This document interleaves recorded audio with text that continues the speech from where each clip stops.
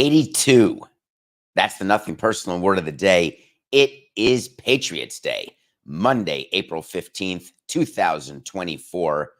And I am coming to you live on the Nothing Personal with David Samson YouTube channel in the Central Time Zone in Nashville, Tennessee. We're tonight at 7:30 p.m. live show. Met a lot of people, Coca. A lot of people on Broadway last night, talking to them about the show, wondering, hey, what are you doing tomorrow night? Are you going to still be here? The overwhelming majority of people, Sunday night may as well be Saturday night in Nashville, or Friday night, or any night. Amazing live music. Amazing that one of our great fans, Steven, hooked us up with a dinner at his place. And all I could think of is I'm not running the Boston Marathon tomorrow, which is now today. Patriots Day is a pretty cool day. If you've never been to Massachusetts, I would strongly suggest it. You get to go to a Red Sox game where there is special union acceptance. I don't know if you know this or we've talked about it. In the collective bargaining agreement in baseball, there is an exception that a game can be played prior to 11:30 a.m. only if it's in Boston on Patriots Day. And the Red Sox host every year. The players hate it. They say they love it. They hate it because for an 11 a.m. start, you have to get to the ballpark at 8. You have to wake up at 7. It's the exact opposite of what they like doing. The other factor with Patriots Day is no road team likes to play there on Patriots Day because of the time. This year, the Guardians drew the short straw. But the real focus is on the marathon, the men's, the women, the great race directing by Dave McGilvery. Thank you to Dave. If you watch our Boston episode, we had some technical issues with the video. The audio is perfect. The video is gone for like 22 minutes. It went the way of the Ryan Braun urine and blood sample. Not sure the chain of custody. Not exactly sure what could have happened to it. But here's my story. It got corrupted. Therefore, we couldn't use it. So lots of content for you all this weekend and more tonight. Let's get into the NBA season, if you don't mind. I love that the NBA tried to do what baseball did. They were all excited. This is the last day and it counts. There's so much to go over. Will it be the Heat, Sixers, Suns, Bucks, Knicks? Who's going to get the number 1 seed? I think the only thing we knew is that the Clippers were hosting the Mavericks and that the Bulls were hosting the Hawks in one of the playing games in the Eastern Conference. I'm pretty sure that's all that was locked in. So there were all these games, and the NBA tried to copy us, but they didn't get it right. Baseball, on its last day, plays every game at the exact same time, whether it's on the West Coast, East Coast, middle of the country, doesn't matter, same time, no advantage to anyone. Here, what basketball did is you had 1 o'clock games, you had 3:30 games. Now, to be fair, the issues in the Eastern Conference were 1 o'clock. The issues in the Western Conference were 3:30. So you could argue that, hey, you sort of know what's happening with everyone around you, so you still have to sort of play hard, unless you're in Cleveland, in which case you purposely tank to play Orlando in the first round, knowing that you then have Boston in the second round when you could have avoided Boston. Coca and I had an argument. You know what? Let's put it out there to the chat. Do you think Cleveland purposefully did not win yesterday because they were more concerned with winning 1 round in the playoffs, Orlando, and not caring if they lose in the second round and calling that progress versus trying to get out of that bracket and not meeting Boston till the conference finals, which is a whole different ball of wax? I'll tell you where my head is. I don't know where the head is of Doc Rivers. Every time he takes the podium, he looks worse to me. He's in green, so I get confused that he's still with Boston, but he's not. He coached 35 games for the Milwaukee Bucks, taking over for Adrian Griffiths. Griffith or Griffiths? Coca. I don't know if you're in my ear at this early hour in Nashville, but if you are, I cannot remember if there's an S at the end. He was 33-13. By the way, it's neither. It's Griffin. Thank you so much. Let's do it again. No one will notice. Even live on the DraftKings Network, no one will notice. 4-8-69. Looking at Doc Rivers in green, wondering, does he coach the Celtics or the Bucks? And then remembering that he took over for Adrian Griffin when the team was doing fantastically. And then they sputtered in a 35-game stretch. 17-18. Giannis's calves are hurt. They're about to play the Pacers in the first round. The whole Lillard Giannis, where it's possible that later on you're going to see a wait to see that I had Milwaukee potentially making it out of the East. Just saying. People may be excited to watch the Pacers play the Bucks. I'm really not all that excited about it. It was good. It was good. Remember when Giannis, he wanted that special ball and the Pacers wouldn't take it, and then there was a fight and it went off the court and it spilled toward the locker rooms. Big rivalry. I think Adam Silver's super excited to have the Pacers play a crappy Bucks team right now. No, much more focused on figuring out a way to get the Lakers and the Suns out of the play-in tournament into the playoffs. What about the whole load management? That was going to be a big deal this year. Well, we're already done with the season. Any players have a problem getting to 65 games? We told you some would. We figured they would. We said there's no way LeBron is going to even qualify. And then LeBron played 71 games. Back on October 24th, I did a wait to see that he's going to go under. He went over. I told you Kawhi would go under 65. 68. These players are all qualifying for the awards. All NBA, MVP. At least I said Doncic and Jokic would go over 65. Do you know that Jokic played 79 games? And have you ever watched the Denver Nuggets play? Maybe they won the title last year. He comes out all bloody and battered at the end of every game. You look as though he's going to break his ankle every time he makes the moves. He looks so beautiful, but so lumbering. And then you just realize he's got the softest hands and just the ability to be so sinewy in the lane. Or he can just step back and break your heart with a three. 79 games. 79. It's not the most in the league. You can play 82. But to have a superstar playing 79, I'm tipping my chapeau to you. He really does want to repeat, even though he acts like it doesn't really matter. And then when he has to play through June, he complains because he wants to go home. I still think his view is, if we're here anyway, we might as well win. So the Nuggets are in a position to repeat as the number 2 seed. They got overtaken by OKC.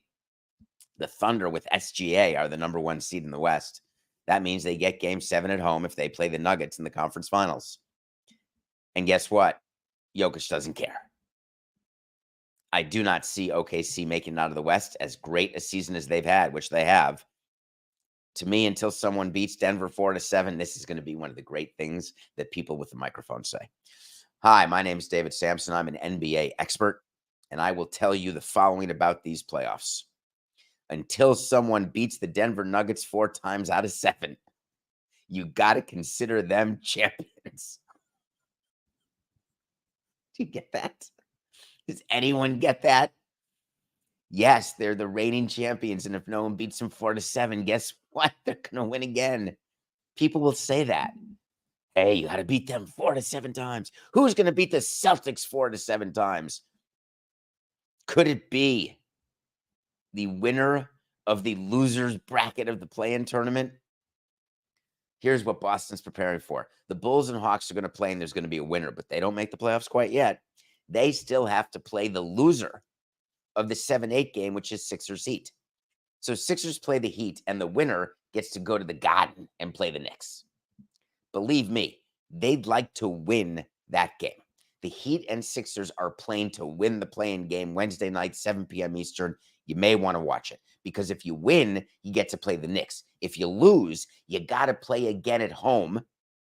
Either the Heat or Sixers, if the loser of Heat Sixers plays a home game in Miami or Philly against the winner of the Bulls-Hawks game. So you got to win that game. Then you schlep up to the Garden and have to play Boston in the first round. So I'm just saying that the only scenario that the Bulls and Hawks are in the playoffs is they win 2 games in a row, and then they play Boston. The Heat Sixers have 2 games to win 1 because they're the 7-8 seed. But if you can win your first game, you get to avoid the Celtics. What is the opening line in that Heat Sixer game in Philadelphia? Question, will Embiid be back? The theory is yes. He rested yesterday. Load management, whatever they called it. The Heat obviously went to the finals last year. They're nothing like the team they were. Jimmy Butler, maybe playoff Jimmy comes through, but they're just not nearly as good. For me, it's got to be the Sixers should be favored in that game by 7 to 8 points is where I expect the line will be. And the line has just come out as Sixers minus 4.5. That's why I've got a podcast, and I used to run a baseball team. Todd Furman, I'm not. Sixers minus 4.5. That seems a little low, Coca, doesn't it? Isn't the game in Philly? Sixers 4.5. Is there some concern that someone's not going to play? Or is it a concern that last year's Heat team is going to show up? Well, spoiler alert, we'll see what happens over the next 24 hours. But when we do our picks on Wednesday, so that would be the next 48 hours, Wednesday's show will be done from, I don't know where. I think from New York before we're on our way to Pittsburgh. What a week we have, Coca. We've got a live Nashville show tonight, a live Pittsburgh show on Thursday. Go to davidsamsonpodcast.com, check it out. And then we go to run the London Marathon. I have to stop saying that. I actually don't even want that in the show, Matt. 4869. Then we go to London to walk the marathon next week. You know what else Adam Silver's doing right now? Celebrating the year. He's trying to figure out how to get Wemby into the playoffs. Wemby, if you haven't watched him, what are you doing? I have a wait to see that he won't win Rookie of the Year. I likely didn't get that right, but I really was thinking about Holmgren, who had a great year, but Wemby far surpassed people's expectations for a teen. Comes into the league. I don't know how old he is, but he feels like a teenager to me. Comes into the league and just dominates. It just shows you. It reminded me, I don't know if you thought about this, Matt. Maybe you're too young. Do you remember the Doug Collins Bulls? Does that mean anything to anyone? The Doug Collins Bulls, when Jordan was there, hey, it's fun to look at that guy from UNC and think, ooh, he may be good. And then you watch him get absolutely destroyed. Bless me, for I have sinned on Broadway in Nashville. Wemby's 20 now. He played a lot of the season. He played the beginning of the season as a teenager. Adam Silver needs to get him playing in October. It's very important. And then again in April and May and June. So Adam Silver's thinking about that, but now the Spurs are done. They're going back into the lottery. He's now focused on the reality that he could be in a position where if the Lakers lose to the Pelicans, and that game is coming up tomorrow night, that either LeBron or Curry will not be in the playoffs. So they need the Lakers to beat the Pelicans because Zion is just not good enough to outdraw LeBron or Curry. So we'll see what happens. It's going to be big, big. 82 is the nothing personal word of the day. The baseball this weekend was interesting. Let me see what happened. The sun came up. The sun will come up tomorrow. And there'll be another pitcher with Tommy John. And his name is Strider. Remember my wait to see from April 8th, only a week ago? Hey, Strider's going to be fine. Nope, he's going to be out for the year. Well, Spencer Strider had Tommy John. He's out for the year. But the Dodgers are in good shape.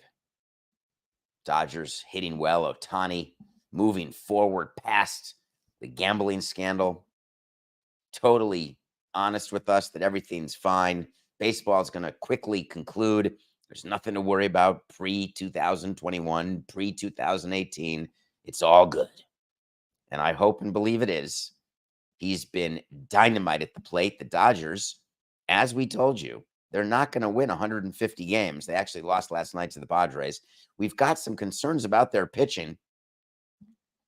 And now Bobby Miller was just put on the IL with the dreaded shoulder inflammation. Now, you may say, David, you told me that shoulders are way worse than elbows. And then, David, you said the next day that everyone is breaking their elbow. What happened to the shoulder soreness? And it is true. A lot of people are hurting their elbows, but shoulder inflammation, trust me, it's terrible because you don't necessarily know to immediately go for the Tommy John and start the clock for getting better.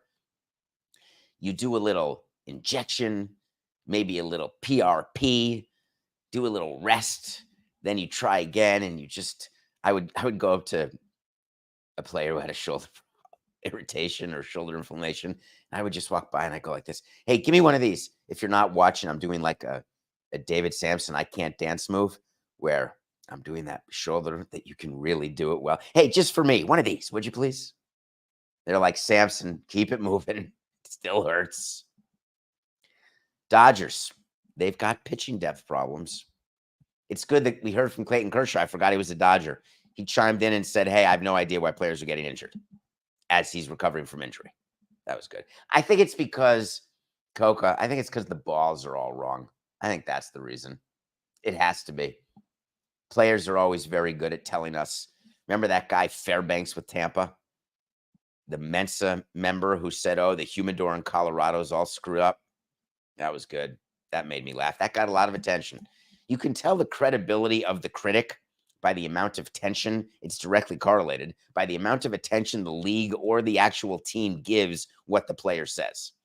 When the team doesn't really respond, react, neither does the league, you can bet your bippy that the source of the information, not exactly getting a 36 on the ACT. Just throwing that out there. Kenley Jansen's complaining about the balls, said they're not rubbed correctly. Balls have to be rubbed every day. We hire people just to rub balls. That's what they do. We get dirt, you rub them, you make them feel used, which is always funny. It's called a pearl when it comes to us from baseball. It's a brand new pearl. It's shiny and new. It's like a virgin thrown for the very first time. And then all of a sudden, there's like this mud stuff that's made. And then when you give it back for it to be a game ball, it looks horrific and it's never been used. You ever noticed when a ball hits the dirt? This is something that I have fought against for 15 years. Hear me out. Listen to me later. The balls, when they're used to start a game, when they're put into play by the umpire, they're dirty. They've been rubbed dirt. When a ball hits the dirt, it used to be that the umpire would look at it and then throw it back to the pitcher. Now, the umpires take the ball out of play. If a ball hits the dirt in any way, either the catcher just throws it away without asking or shows it to the umpire and the umpire throws it away. And the reason is that when a ball hits the dirt, it has a few marks on it. Take a look and see if you ever get a foul ball that's batted. It's got very serious marks where you can see where a bat hit the ball. Sometimes you can hit the cover off the ball. That expression is true. Sometimes you can see which part of the ball got hit. And if you look at the bat and the ball, it's fascinating. Hey, he got all that. And it turns out he hit it, below the label or right off the tip or right off the handle. You can tell from looking at the ball. I'm in to get rid of those balls. But a pearl, a rubbed up pearl that is just hits the ground like on a slider in the dirt. The mark on that ball, I would rather use that ball again because here's the thing. The pitchers would prefer to have no scuffs on the ball so they can control perfectly where the spin is going to be. Because if a ball is too scuffed, it can change the spin of the ball, which could cause it to go somewhere else. Which as a hitter is bad because in order to hit a ball, you have to recognize the pitch and then recognize where the spin is going to take the pitch. What Kenley Jansen is saying is the opposite. He's saying the balls aren't rubbed correctly, and therefore he doesn't know where the ball's going. He said it's embarrassing. He's the Red Sox closer. It's been a while since I've been playing in this league, and from the beginning of my career until now, it's getting worse. It's been an issue the whole year. I mean, of course, we're 2 weeks in. I've been talking to a lot of my teammates, and they feel the same way. First pitch, get out of my hand. I don't know where it's going. Second pitch, the same thing. Then I try to throw a ball down the middle. It just keeps going down. He's referring to the fact that if the balls are not rubbed correctly, that he feels he cannot control the location. And one of the things that we talk about with the union is how dangerous it is for a pitcher throwing 95, 98, not having control of the ball. It's why we want universal humidors. It's why we want universal ball rubbing. We want pitchers, wherever they hold the ball, to be able to control it, because player injury, player life can be at stake. Because when you're throwing at someone, it's very different than when you don't know where the ball's going. And if you don't know where the ball's going, you have two possible scenarios. One, the pitcher just stinks, and that's the most likely scenario. The other scenario is that there's something wrong with the ball that's causing it to do what the pitcher doesn't expect it to do and what the hitter doesn't expect it to do, and then you get an HBP. I happened to be in Nashville with Mike Hill, who is in charge of on-field operations for Major League Baseball. He came to Nashville to come see the show tonight, the Nothing Personal Live show. And we were talking about this. And it's very difficult when you are dealing with players in certain regards. Now, he loves dealing with players. It's what he does every day. He deals with umpires and players.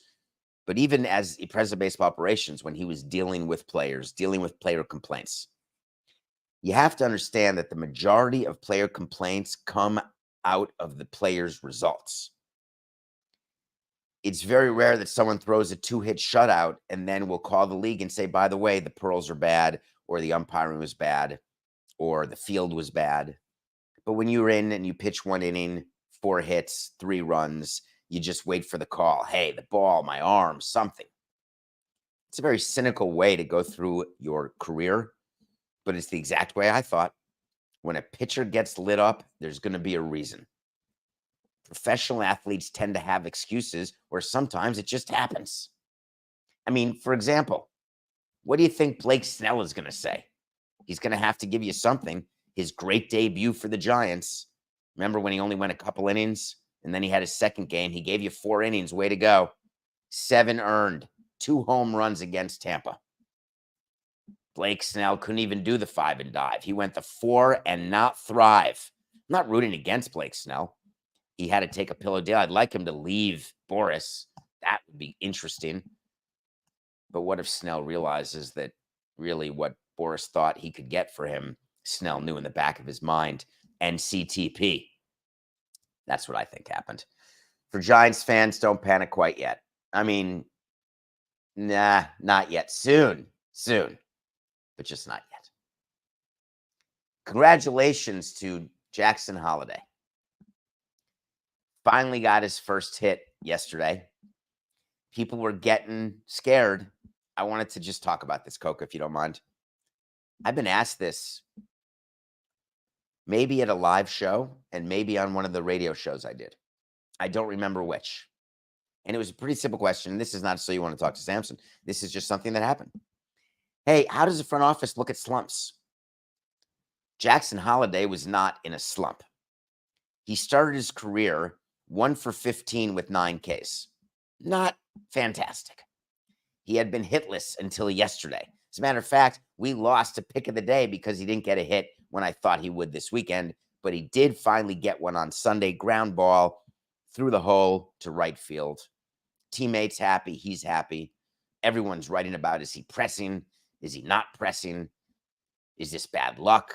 It's being analyzed like crazy. And it made me want to explain to you how the front office looks at slumps in case you didn't know.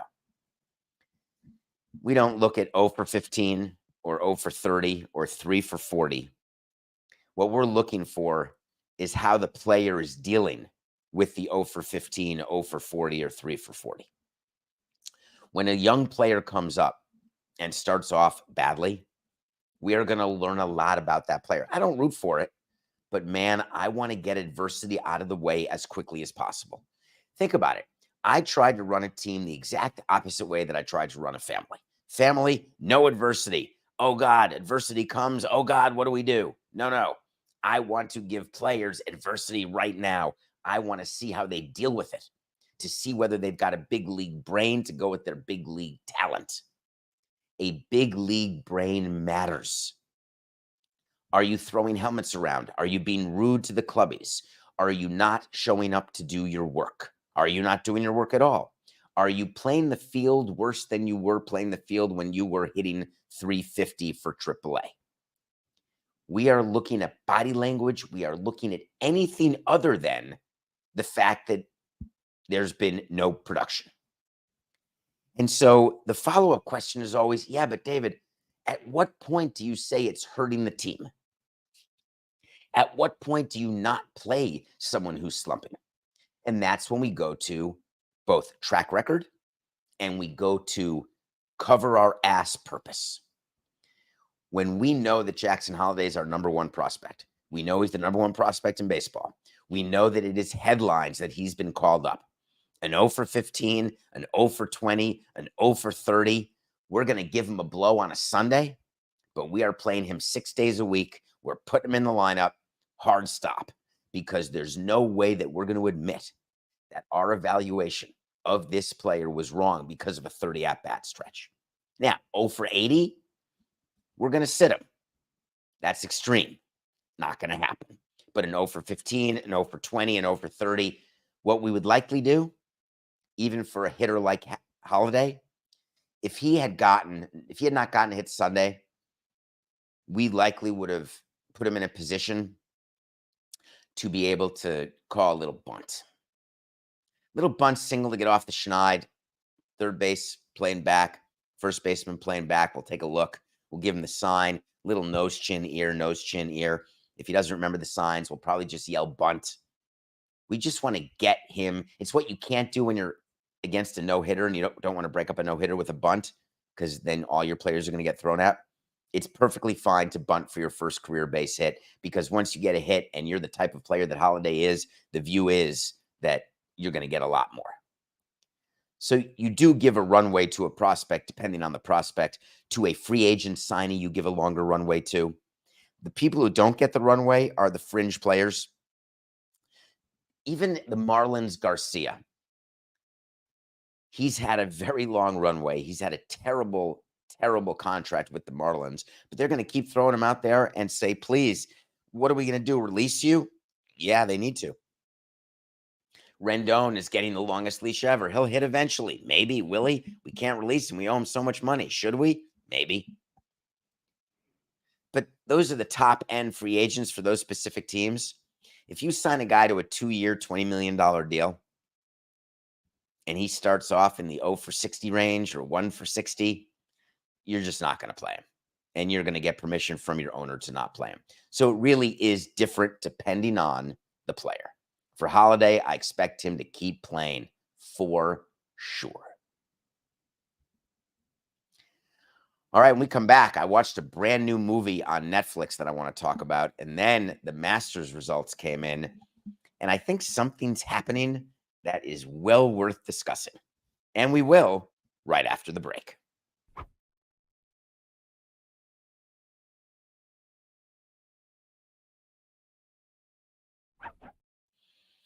Welcome back to Nothing Personal. It is David Samson coming at you live from Nashville, Tennessee, where tonight we will have a live show at 7:30 p.m. Central Time at City Winery. Thank you to going on davidsamsonpodcast.com. We have merch, good merch. We got to do a holiday sale coming up, which we're going to. Look at this. It's concert number 4 will be in the books tonight. Then Pittsburgh at the end of the week. And then if you're in or around New York, you may want to come to that New York show on April 29th. Go on our podcast, follow the link, and get tickets and enjoy. The live shows have been fun. I think we're going to do some sort of merch sale soon. I think we'll do maybe a summer sale. Is it almost summer? It's so beautiful in Nashville. Looking out, sunny day. What movie did I watch yesterday? Does anyone remember the Prince Andrew interview with the BBC when he came out? And for my money, I had read that it was the worst interview ever given, but I didn't really focus on it. I'm not a royal family guy. He obviously had sexual relations with women of various ages inappropriately. He liked hanging out with Jeffrey Epstein, and it's indisputable. Like, I didn't think there was anything more. And he's no longer doing royal duties. Whatever. He's done. Canceled. It was the British version of canceled. So this movie comes out called Scoop, and it's got Rufus Sewell in it playing Princess Andrew, and Gillian Anderson playing the person who interviews Princess Andrew. She worked for the BBC, or maybe still does. It reminded me of Frost Nixon in a way, because it was this build-up to an interview that is available on YouTube. I keep calling him Princess, don't I? Excuse me. Prince, I do hear that. It's Prince Andrew, obviously. I don't know. It's Your Royal Highness is what I confused with Prince, and I went with Princess. Of course, it's Prince. Do we need to do the whole damn thing over again? Or no, we don't. Okay. I'm just going to pick it up from Frost Nixon. 689. Frost Nixon. Not sure where that fits in, actually. Scoop. It's on Netflix. So the movie builds up to this interview, and it shows how the scoop was gotten. A brilliant woman who ends up writing the book that the movie's based on, and she sort of works as a booker for BBC Newsnight, and she's not fully respected, but then she is respected because she gets this amazing get of Prince Andrew. And Prince Andrew comes, and he's played. Is it possible that this is what he's like? Rufus Sewell plays him as a moron. He plays him as a bumbling, I've got mommy issues, which is bizarre because if that's the case and anyone knew about it, you may want to check his flight records. Just throwing it out there.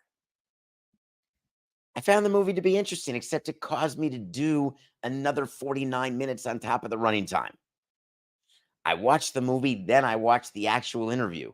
And boy, did they do an amazing job of memorizing the lines from the interview. This is pretty recent history. This all happened in the last, 4 years, 3 years, 5 years. Recent enough. Go right on YouTube. You get the 49-minute interview. So here's my suggestion. Skip Scoop, but watch the interview with BBC and Prince Andrew. And then give some flowers to Rufus Sewell and to Gillian Anderson. Great job. But watch the interview and then decide for yourself, wow, would I have allowed the prince to do that? What exactly are the PR people doing? And why do they have jobs? And why did they not workshop the answer, hey, I don't sweat? It's all very strange to me. I don't really think Scottie Scheffler was sweating too much yesterday, but he should have. He didn't have the lead, but then he did have the lead. He got the green jacket, second green jacket in only his 5th Masters. He is on a pretty exclusive list. He's only won 2 majors, both Masters. Number 1 player in the world. Been that way for over a year. It's pretty amazing. I've been thinking while I was watching. I watched Tiger Woods stumble. We had to wait to see about Tiger Woods not making the cut. He did make the cut. We got that wrong. He then stumbled, but he made it through 72 holes. He showed those live guys that I can do 72. Why can't you? He shot his worst round ever. His worst round ever is better than most people's best round ever, obviously. He's Tiger Woods. He's any professional golfer. But I was looking at him, and it made me feel old, and I want to explain. Tiger Woods is the picture of health. Whatever his body has looked like or does look like, whatever accidents he's had, whatever story he's had, Tiger Woods commanded a golf course. When he was on it, it was must-see TV because you're watching greatness every possible stroke. Every time he hits the ball, you're thinking to yourself, we may see something that we've never seen before. But everybody gets older. And now the young people watching golf, and there are a lot of people watching, a lot of people watch the Masters. They look at Tiger Woods the same way I would have looked at Oscar Robertson. Man, he was good. I'm aware of it. Just Hall of Famer, triple-double machine, maybe one of the top 3 point guards of all time. And now I see him, I bet he can still shoot maybe. Dribble maybe, but he seems a little old. And therefore, you don't have the ability to fully comprehend the level of greatness. That's the danger and risk of an aging athlete. Totally normal, totally fine. Except everyone today would say, hey, give me Curry before you give me the big O. People sometimes say, give me Westbrook before you give me the big O.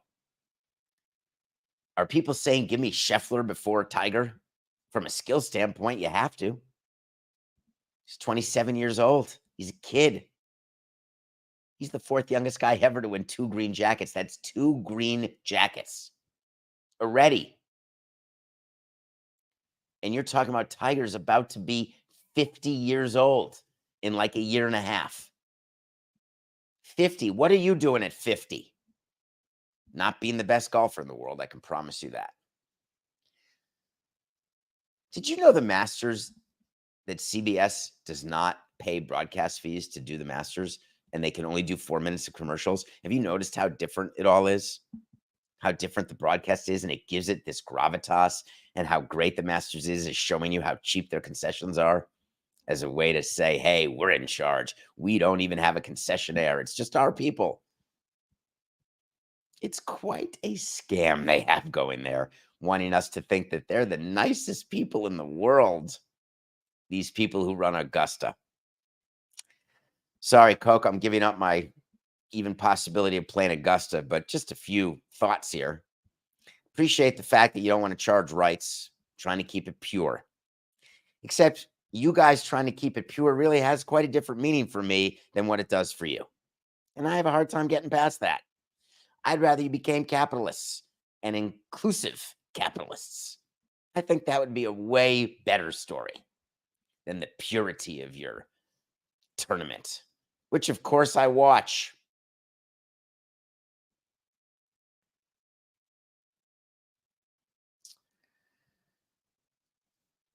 I had another wait to see as part of my pick of the day, wait to sees. You know, wait to see is when we tell you something's going to happen, and you know that we always revisit our wait to sees, which makes this show a little different. We told you that Tiger would miss the cut. We got it wrong. We also told you someone from Liv was going to win the Masters. Nope, it was Scheffler. We got that one wrong too. And in a weekend of things getting wrong, we were so hot. We were coming back. And I went 0 for 4 on the nothing personal pick of the day. 0 for 4 this weekend. Jackson Holliday, we laid money to get a hit. His first hit of the day on Friday. Nope. We thought the Orioles would beat the Brewers. Nope. We thought the Mets would beat the Royals on Saturday. Nope. We thought Lindor for $35 million get a freaking hit. Can you please get above 200 or 150? Lindor did not get hit either. That's 4 plays, 4 losses. We're now 42 and 56. All the progress we made at the end of last week, right down the circular crapper. All right, we're coming back. Here we go. The Texas Rangers play the Detroit Tigers, and guess who's pitching? Michael Lorenzen. What do you know about that name, Coca? When I say Michael Lorenzen, what do you think of? Do you think of no-hitter? Do you think of the Tigers? Do you think of the Rangers? Do you think of being left off the playoff roster? What do you think of? Are you thinking that you wish I'd move past this? All right, fine. I'll move past it. We're taking the Rangers over the Tigers. That's the nothing personal pick of the day. All right. You just wanted to play the music, didn't you? Go ahead, Coca. You know what I want? I want to talk to Samson. So I want to talk to Samson. Welcome. Just get into my Twitter at David P. Samson. Go on the show webpage, davidsamsonpodcast.com. We get so many emails, so many questions, we can't get to them all. I try to answer as many as I can, but it's hard. Instagram, David P. Samson. Just follow us. Please spread the word. It's working. Hi, David. You got right into my heart. If only you had made like a Nashville reference, like a musical reference, then I didn't care what the subject would have been about. Although this subject was pretty good. Can you explain to me how Bad Bunny became an agent and why he's not anymore? Thank you. All right, you got sort of the story right. But anytime Bad Bunny can be in the show, because we're a show of 50, 60-year-old white guys. I mean, I am. I try to be cool. At what point is it not cool to be cool? Afraid I'm running up against that, but during the live shows, I feel like I can be cool. All right, let me give you the story here. To be an agent, to be Scott Boras in Major League Baseball, to be any agent that actually gets to represent a player and negotiate with the front office, you have to be certified first. You get certified by the players union. It is an absolutely critical process, or else you are not the person who can do anything. So we get a list of certified agents, but it's the Players Association who certifies them. And they have the right to revoke certifications. They have the right to give certifications. They have the right to not give certifications. And they can do it as they please with reckless indifference toward what a player wants, because a player may have an agent, comma, best friend who they've had their entire lives, and they want this person to represent them. And the union says, no way, not going to happen. Go find yourself a real certified agent, and maybe that agency, the Boras agency, will hire your friend. But we're going to let you know who's in, who's out. And once you're in, it's really hard to get kicked out. It's really hard to lose your certification, because we as teams, here's a little nugget for you, Coco. We as teams would like to try to get some agents decertified who we think are really, really bad. And when I say bad, that doesn't mean they're good for the players. That is another misunderstanding that people have.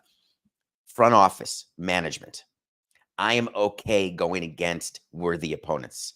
I want agents to be smart. I want them to be playing by the rules. I want them to be certified, and I want them to advocate for their client like it's their last client in the world. Full Jerry Maguire. No problem. What I don't want are bumbling idiots. That may sound condescending, but it's not. We've had plenty of agents who you just, when you're talking to them, they don't know shit about shit. They're giving you comps in an arbitration discussion. That is live. We're live. And here's the funny part. I'm not where that bell is. And that bell is somewhere else. And that went over my silenced phone, which means there could be an issue. But I'm ignoring it because I'm doing a show. But of course, I didn't ignore it. So now I'm talking about agents. Here's what I wanted to say. When an agent is not smart, and I'm sorry to have called him that, it's because they don't understand how arbitration works, or they don't understand how free agency works, or they don't understand who the comps are supposed to be, or they're advocating for something that they know they're not going to get. And it's not because that they're doing something like reaching for more years or more AAV. They're reaching into a group of players or a group of comps that they know very well or should know, and the player knows, and the league knows, and the union knows is not reasonable. That's what I call a complete waste of time. Therefore, I always want to deal with agents who are really, really smart about how they're negotiating with us, and they're going to win sometimes, no doubt about it. But there's certain things you cannot do. There's like rules that agents get. And it's not that you can't argue your player's worth 40 million when he's only worth 20 million. You want to do it, do it. You can't, it's not, there's no rule that says if you want to use Shohei Ohtani as a comp in arbitration, feel free, even though your player isn't close to Shohei Ohtani, and do whatever you want, but it's not going to work. No. That's not what the union, that doesn't rise to the level of decertifying an agent. But guess what does? When you are giving improper benefits to players, when you are trying to poach players from other certified agents and doing it in a way that's not the Boris way by getting players to carry your water, not the normal way where a player just comes up to you and says, hey, I don't like my agent. Are you available? Can we talk? When you are paying players to come to you from another agent, that's against the rules, and you're going to get decertified. The agent's name is William Arroyo. He is the main baseball agent for a company that Bad Bunny is leading. But Bad Bunny is not the agent. But Bad Bunny is leading this company. It's called Remus Sports. Arroyo's got a bunch of clients. But when the union takes away your certification, here's what it actually means. It means that Arroyo himself cannot be the certified agent representing the players who are part of Bad Bunny's firm. But there are other agents at that firm who can take over the account.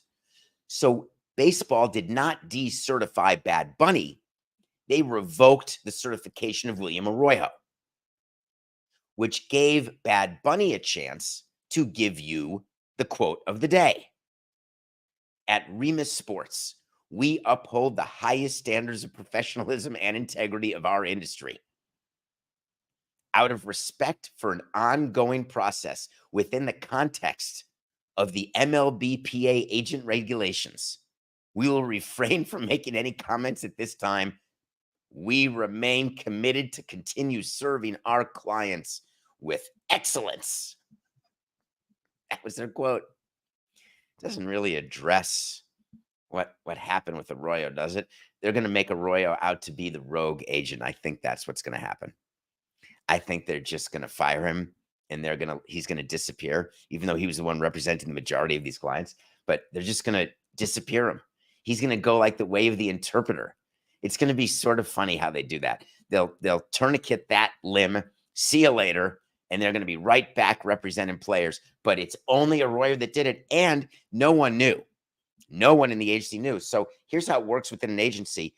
As like an agent at CAA or an agent at wherever, UTA, you have the ability to improperly pay a player to come to you and nobody would know because you've got money in an account that nobody looks at except the interpreter. So therefore, it can completely go without being seen. Nope. Doesn't work that way. I've worked with, I don't know, 20, 30, 40, 50. I've never actually counted the number of agents I've worked with or agencies.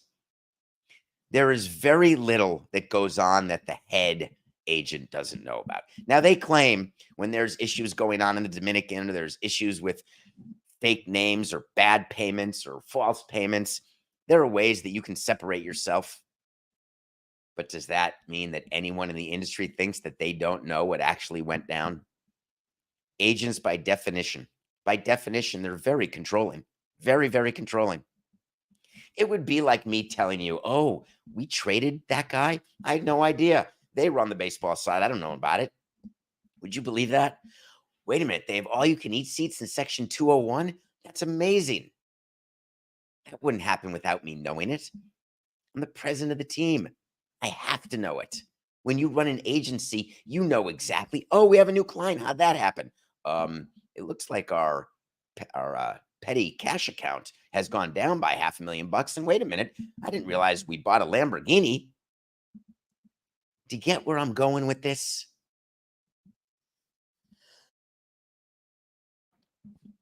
It's not the end of the world, is it? Poaching happens all the time. Boris's guy just got poached. Boris does the poaching. Here's how I think it ends. I think it ends with the agency keeping its certification. Bad Bunny will still have an agency. Arroyo will be gone. And there will be a memo that will be sent by the union. Tony Clark, with all of his new power, having taken care of that crazy thing where he may have been gone. And he's going to say, dear, and it's going to be to all agents. And it's going to outline the rules of certification. Yes, it will. And it will be, hey, let's just be on the lookout. We are a team. We have to look out for each other. And then after that happens, he just does a quick end, right before he's going to sign the letter. He's just going to say, and if it happens to you, it's just business. This is nothing personal.